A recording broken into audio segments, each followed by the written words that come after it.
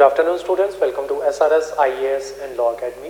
तो जो पिछली क्लास थी हमारी उसमें हमने लेटर राइटिंग जो है वो कवर कर लिया था और हमने तीनों तरीके के लेटर्स जो होते हैं वो हमने कवर कर लिए थे, आपके बिजनेस लेटर्स, ऑफिशियल लेटर्स और पर्सनल लेटर्स। ठीक है, तो तीनों तरीके के लेटर्स जो है वो हम कवर कर चुके हैं। आज की क्लास में हम सोशल लेटर्स या फिर जिनको इन्विटेशंस कहते हैं वो कवर करेंगे। तो क्लास शुरू करने से पहले मैं आपको बता रहा हूँ कि ये लेटर्स आज तक PPSC ने नहीं पूछे हैं। ठीक है, तो आप चाहो तो इस क्लास को स्किप कर सकते हो। ठीक है, बाकी अगर आप क्लास लगाना चाहो तो आप लगा भी सकते हो। इन केस मान लो कभी सोशल लेटर या इन्विटेशन आपसे एग्जाम में पूछ लिया जाए तो मेरी आपको एडवाइस यही होगी कि इसी को अटेम्प्ट करना, अगर आपको पूरा फॉर्मेट आता है तभी। ठीक है, अदरवाइज जो मैंने आपको बताया है कि सिंपली आप जो है फॉर्मल लेटर्स की तरफ जो है वो जाओ। चलो, तो जो आपके सोशल लेटर्स जो होते हैं ये दो तरीके के होते हैं, या इन्विटेशंस जो होते हैं वो दो तरीके के होते हैं। एक होते हैं आपके फॉर्मल इन्विटेशंस, दूसरे होते हैं आपके इनफॉर्मल इन्विटेशंस। फॉर्मल इन्विटेशंस वही इन्विटेशंस होते हैं जैसे कि जो आप शादी के कार्ड्स वगैरह जो है वो देखते हो, जितने भी कार्ड छप के आते हैं वो सारे के सारे फॉर्मल इन्विटेशंस के अंदर कवर होते हैं। इनफॉर्मल इन्विटेशन क्या होता है कि फॉर एग्जांपल मान लो आपने क्या किया, किसी को इनफॉर्मली इनवाइट करना हो, या फिर आप क्या करते हो कि आप जो है अपना एक पेज जो है छोटा सा पेज अपना फाड़ते हो और वहां पे नॉर्मली इस पर्टिकुलर इंसान को इनवाइट करके जो है वो आ जाते हो, तो वो कैटेगरी फॉल करती है इनफॉर्मल इन्विटेशन के अंदर। ठीक है, तो जब इनफॉर्मल इन्विटेशन, वैसे तो कभी भी नहीं पूछा जाएगा, अगर इन्विटेशन पूछा भी जाता है तो हमेशा फॉर्मल इन्विटेशन ही आएगा, बट हम फिर भी इनफॉर्मल इन्विटेशन जो है उससे शुरुआत करते हैं कि इनफॉर्मल इन्विटेशन जो होता है वो किस तरीके का होता है। इनफॉर्मल इन्विटेशन, इनफॉर्मल इन्विटेशन में क्या होता है, ये ऑर्डिनरी जैसे हम लेटर्स लिखते हैं ये वैसे ही होता है। ठीक है, इसमें कोई भी फॉर्मल लैंग्वेज जो है इसकी जो लैंग्वेज होती है वो हम फॉर्मल यूज करते हैं, लेकिन जो ऑर्डिनरी लेटर्स जो हम लिखते हैं ये जो है ये वैसा ही होता है। ठीक है, और इसमें जो है हम क्या करते हैं, एक इनफॉर्मल इन्विटेशन जो है वो किस तरीके का होता है, हम नॉर्मली अपनी बात जो हमें कहनी होती है वो कहते हैं। ठीक है, सबसे पहले यहाँ पे हम सैल्यूटेशन लिखेंगे। ठीक है, सामने वाले इंसान को एड्रेस करने के लिए, देन कॉमा लगाएंगे, देन अपना इन्विटेशन जो है वो एक दो लाइन का जो भी आपका इन्विटेशन है, ठीक है, वो लिखेंगे। मान लो किसी को डिनर के लिए इनवाइट करना है तो हम लिखेंगे we are cordially inviting you on a dinner. ठीक है, on this date at this time. ठीक है, एंड देन नीचे योर्स लविंग अपना नाम और क्या कहते हैं, बस इतना ही आपका इनफॉर्मल इन्विटेशन होता है। तो एक एग्जांपल कर लेते हैं छोटा सा। यहाँ पे जो एग्जांपल दिया है वो जो है एक लड़का जो है एक लड़की को फॉर्मली इनवाइट कर रहा है कहाँ पे, डिनर के लिए। ठीक है, तो वो इन्विटेशन जो है वो देखते हैं वो कैसे होगा। माय डियर श्री वर्मा, ये आपका पेज है। तो यहां से स्टार्ट होगा माय डियर का डी छोटा, श्री वर्मा, श्री वर्मा, श्री वर्मा उसका नाम है, श्री ये रिस्पेक्ट वाला श्री नहीं है। ठीक है, श्री वर्मा उसका नाम है, श्रेया कर देते हैं, REY। My dear Shreya Verma, comma comma, अब इन्विटेशन आपका स्टार्ट हो रहा है। Will you please give me the pleasure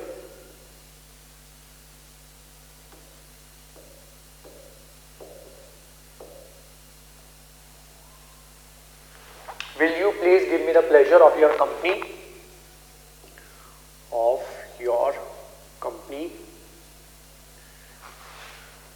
at dinner on Wednesday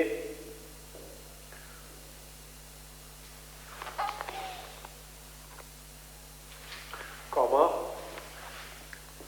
1st of Jan 2025 at 8:30 PM at my residence। Full stop, बस इतना ही। ठीक है, इतना लिख के नीचे अपना नाम, योर लविंग, योर्स आएगा, योर्स लविंग प्रकाश झा। झा। इसके बाद प्रकाश झा अपना रेजिडेंट एड्रेस जो है वो दे सकता है, ठीक है। तो ये होता है आपका इनफॉर्मल इनविटेशन, और ये वाली चीज इधर भी लिख सकते हो आप, ठीक है। लाइन छोड़ के yours loving Prakash Jha, then उसके नीचे उसका एड्रेस। ये होता है आपका इनफॉर्मल इनविटेशन, ये तो कभी भी नहीं पूछा जाएगा। नेक्स्ट आते हैं फॉर्मल इनविटेशन, जिसके चांसेस हैं अगर इनविटेशन आपको आएगा भी तो वो हमेशा फॉर्मल इनविटेशन ही पूछा जाएगा।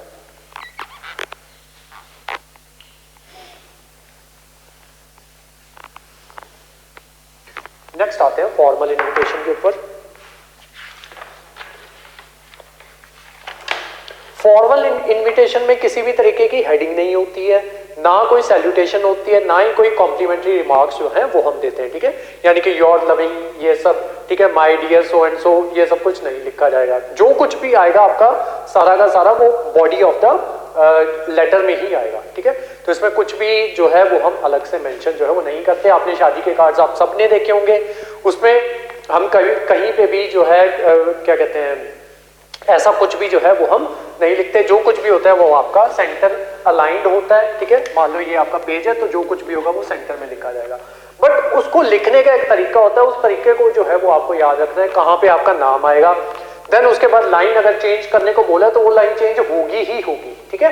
तो वो जो है बस वो लाइन चेंज करने का अगर आपको जो है साइंस समझ में आ गई या उसका लॉजिक जो है वो समझ में आ गया, तो ये जो है फॉर्मल लेटर जो फॉर्मल इनविटेशन जो है वो सबसे इजी होता है और सबसे ज्यादा स्कोरिंग होता है अगर पेपर में आ जाए तो, ठीक है। क्योंकि इसमें मार्क्स जो है वो बिल्कुल भी नहीं करते। तो अगर 10 मार्क्स का है तो 8 मार्क्स जो है वो आपको पक्का ही मिलेंगे, 8 से ज्यादा भी मिल सकते हैं, ठीक है। चलो ये करते हैं फॉर्मल इनविटेशन। तो जैसा कि मैंने बताया कि इसमें किसी भी तरीके की हेडिंग या सैल्यूटेशन जो है वो नहीं आता है, ठीक है। तो इसमें क्या होता है, एग्जाम्पल के साथ ही करते हैं इसको। एग्जाम्पल क्या है, ये आपका पेज है,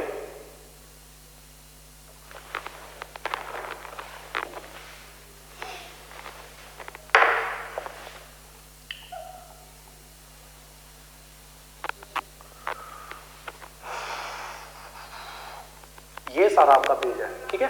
पहले क्वेश्चन नोट कर लेते हैं। क्वेश्चन क्या है, क्वेश्चन है आपका Mrs and Mr Ramesh Dutt.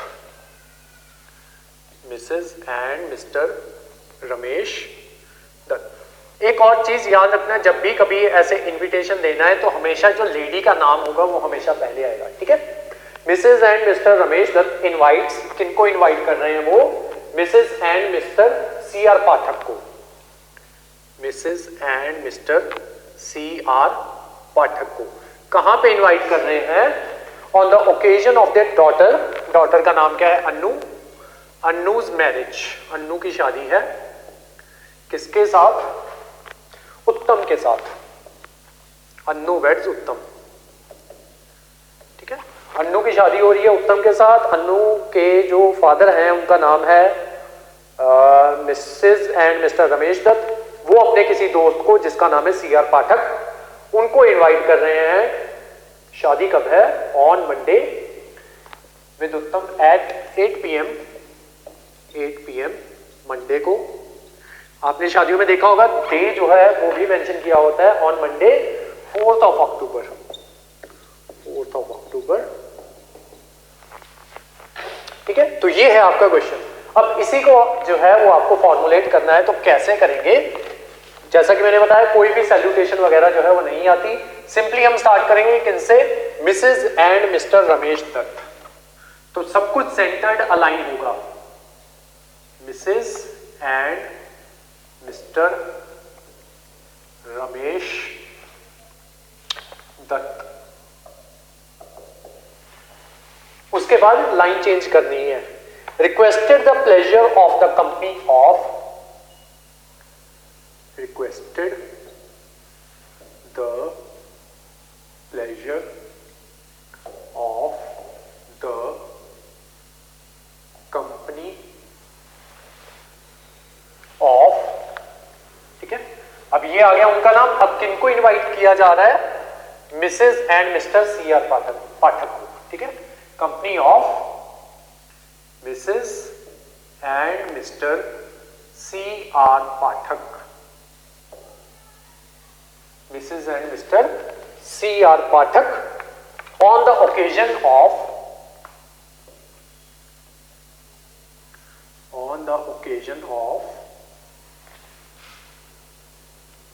the marriage of their daughter,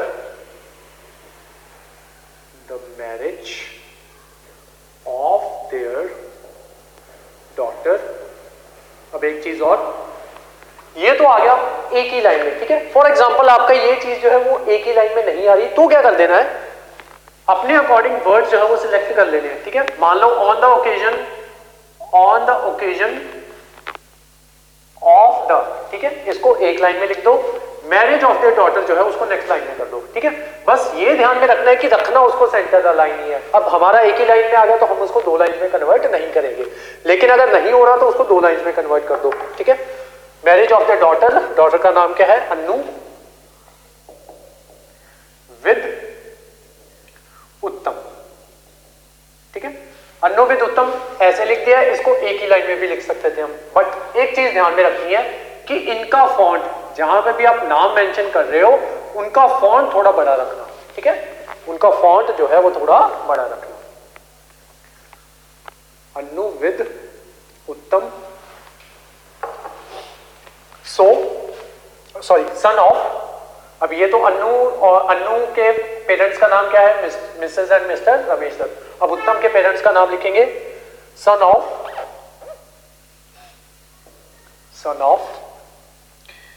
Mrs and Mr Vivek Dutt,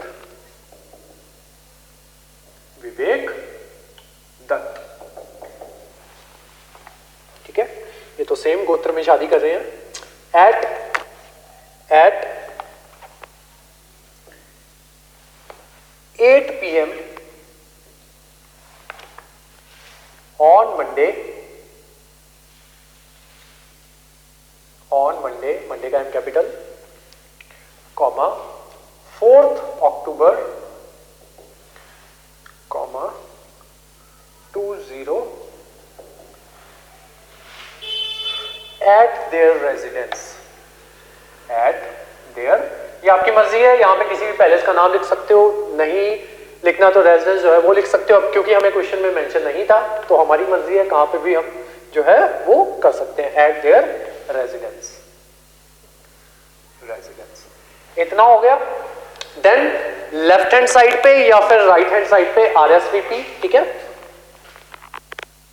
RSVP, ठीक है, वही जो कहते हैं ना हमारी दीदी की शादी में जलूल आना, ये वो लोग हैं RSVP, ठीक है। इतना लिख के खत्म कर सकते हो, या फिर यहाँ पे जो भी एड्रेस जो है वो मेंशन कर सकते हो इनका, ठीक है, अपने मन से बना के। अगर दिया हुआ है तो वो एड्रेस जो है वो मेंशन कर दो, अगर नहीं दिया हुआ तो अपने मन से बना दो, नहीं बनाना तो RSVP लिख के भी खत्म कर सकते हो, ठीक है। बस इतना ही होता है आपका सोशल इन्विटेशन, सोशल लेटर या फिर इन्विटेशन। एक एग्जांपल और कर लेते हैं। ये तो वो एग्जांपल था जिसमें आपको सब कुछ जो है वो मेंशन था, एड्रेस मेंशन था, लोगों के नाम जो है वो मेंशन थे। अब एक एग्जांपल और कर लेते हैं जिसमें नाम वगैरह जो है कुछ भी मेंशन नहीं है।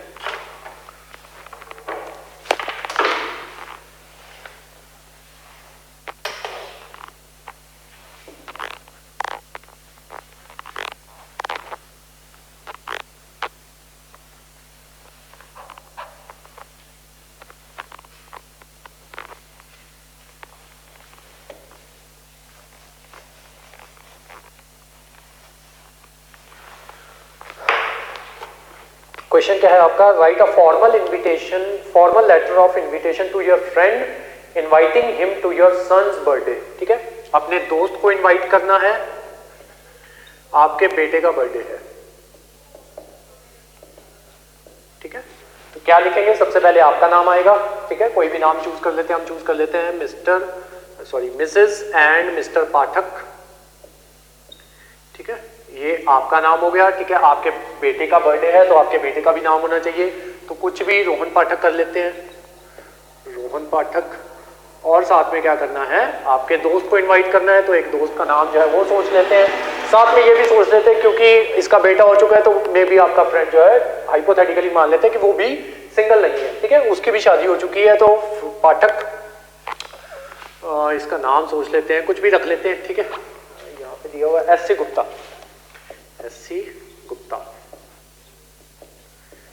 ठीक है, mister and Mrs SC. Gupta को इनवाइट कर रहे हैं, बेटे का नाम रख लेते हैं गौरव, गौरव पाठक। चलो, कहां पे इनवाइट करना है वो भी हम साथ में डिसाइड कर लेंगे, ठीक है, या तो घर पे बुला लेंगे या कहीं किसी रेस्टोरेंट में बुला लेंगे। चलो, तो कैसे शुरू करेंगे? सबसे पहले आपका नाम जो इनवाइट कर रहा है, Mrs and Mr Pathak, Mr Saurabh Pathak कर लेते हैं, Saurabh Pathak requested the pleasure of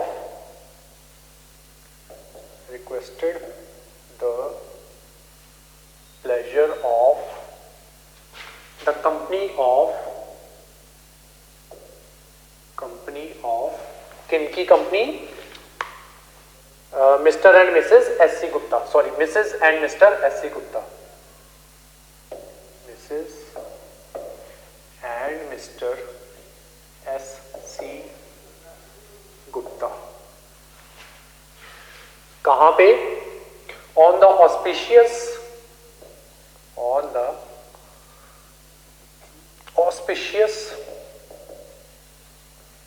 occasion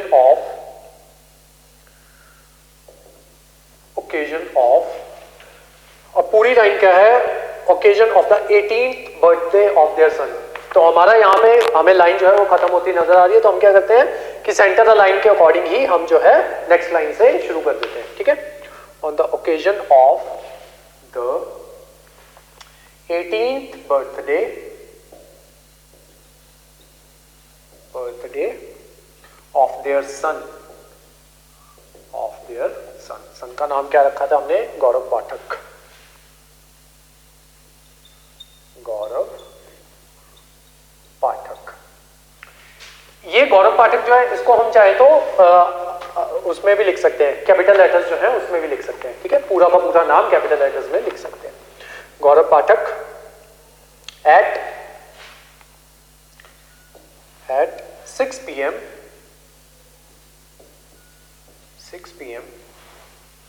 on 5th of January 2025 at कहाँ पे? 13 पंचशील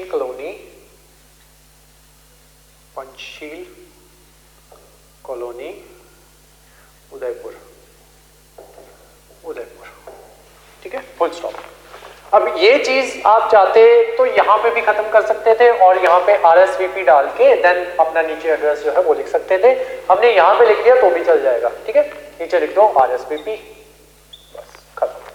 तो इतना ही है आपका इनविटेशन, इतना इजी होता है और देखने में ये जो है एज कंपेयर टू लेटर और ज्यादा बेहतर लगता है, ठीक है। तो इस वजह से अगर कभी आए और आपको पूरा फॉर्मेट आता हो तो ये वाला कराना, ठीक है, अदरवाइज आज तक नहीं पूछा गया है, ठीक है।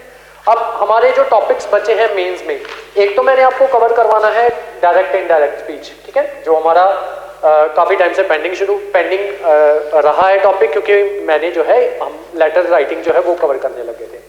एक तो वो आपका पेंडिंग है, ठीक है, उसके अलावा एक रिपोर्ट राइटिंग रहती है आपकी, एक रहती है आपकी प्रेसी राइटिंग, एक रहता है आपका कॉम्प्रीहेंशन, ठीक है। तो कॉम्प्रीहेंशन वो जो है वो हम यहाँ पे कवर नहीं करेंगे, बस जो उसकी ट्रिक्स जो है वो मैं आपको बता देता हूँ। जब भी आपको कॉम्प्रीहेंशन आएगा तो आपने जो हमारी आदत है एज इट इज लाइन लिखने की, उठा के आपने वो नहीं लिखनी है। जब भी आपको कॉम्प्रीहेंशन आएगा तो आपको क्या करना है, ये जब रिपोर्ट राइटिंग करेंगे मैं दोबारा वहां पे फिर से बताऊंगा, क्योंकि हो सकता है कुछ बच्चों ने ये क्लास स्किप की हो तो उनको ये नहीं सुन पाएंगे वो चीज जिन्होंने क्लास ही स्किप कर दी होगी। एक बार यहाँ पे बता दो, एक बार जब रिपोर्ट राइटिंग करेंगे वहां पे बता दूंगा। चलो, तो कॉम्प्रीहेंशन करने का तरीका क्या होता है कि मान लो जो भी आपको कॉम्प्रीहेंशन दिया वो सारे कॉम्प्रीहेंशन को पढ़ लो, देन उसके बाद नीचे क्वेश्चन आंसर जो है उससे रिलेटेड दिए गए होंगे। अब जो भी उसके क्वेश्चन आंसर जो है, हमारी क्या आदत होती है, जो कॉम्प्रीहेंशन दिया उसकी लाइन एज इट इज उठा के हम कॉपी पेस्ट वहां पे कर देते हैं। वो काम नहीं करना है, अगर वो काम करोगे तो वहां पे 0 मार्क्स मिलेंगे, ठीक है। और मैंने आपको बताया था कि मैंने अपनी जो आरटीआई निकलवा के जो है डाल के जो है अपनी शीट जो है वो निकलवाई है, तो वहां पे 0 मार्क्स मिलता है अगर आप एज इट इज लिख देते हो। मुझे बताने वाला कोई नहीं था। जब नेक्स्ट टाइम मैंने एग्जाम दिया तो मैंने जो है अपनी लैंग्वेज में वो आंसर जो एग्जैक्ट वहां पे दिया हुआ था वो आंसर ना लिख के अपनी लैंग्वेज में उसको चेंज करके आंसर जो है वो लिखा है, वहां पे मार्क्स जो है वो मिले हैं। ठीक है, तो ये गलती जो है वो आपको नहीं करनी है। जो कॉम्प्रिहेंशन दिया है एग्जैक्ट उसकी लैंग्वेज वहां पे नहीं लिख के आनी है आंसर में। ठीक है, सेम गोज फॉर योर प्रेसी। प्रेसी में भी सेम राइटिंग, सेम आपको आंसर जो है वो वहां पे नहीं लिख के आना है। ठीक है, जब मैंने फर्स्ट टाइम 2015 में मेंस जब मैंने लिखा था तब मैंने ऐसे ही कर दिया था, तो मेरे 100 में से 24 मार्क्स थे। ठीक है, और जब मैंने सेकंड टाइम और थर्ड टाइम दिया वहां पे मेरे मार्क्स जो हैं एक बार 55 प्लस है और एक बार 60 प्लस मार्क्स है।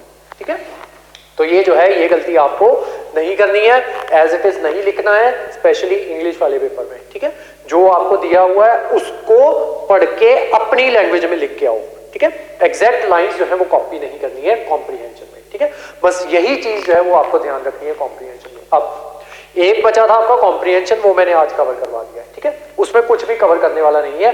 मैं कॉम्प्रिहेंशन के आपको बहुत से एग्जाम्पल जो है आपकी ये जो आपका जब इसके नोट्स भेजूंगा तो बहुत से आपको कॉम्प्रिहेंशन जो है वो आपको भेजे जाएंगे, तो आपको उनको प्रैक्टिस करना है और मैं से चेक करवा लेने हैं। एक चीज, दूसरा आपकी बची है प्रेसी। प्रेसी के साथ भी हम सेम करेंगे। मैं आपको रूल्स जो है प्रेसी के और रिपोर्ट राइटिंग के दोनों के रूल्स नेक्स्ट क्लास में कवर करवाऊंगा। साथ में इसके रूल्स जो अभी मैंने बताया वही रूल्स मैं दोबारा रिपीट करूंगा। देन उस एक क्लास में हम रिपोर्ट राइटिंग कवर करेंगे, प्रेसी कवर करेंगे और कॉम्प्रिहेंशन कवर करेंगे। देन रिपोर्ट्स के रूल्स जो है वो क्या क्या रूल्स फॉलो करने हैं, प्रेसी के क्या क्या रूल्स फॉलो करने हैं वो आपको नेक्स्ट क्लास में बता दूंगा। देन उस एक क्लास में हमारी तीनों चीजें कंप्लीट हो जाएंगी, कॉम्प्रिहेंशन, आपका प्रेसी और रिपोर्ट राइटिंग।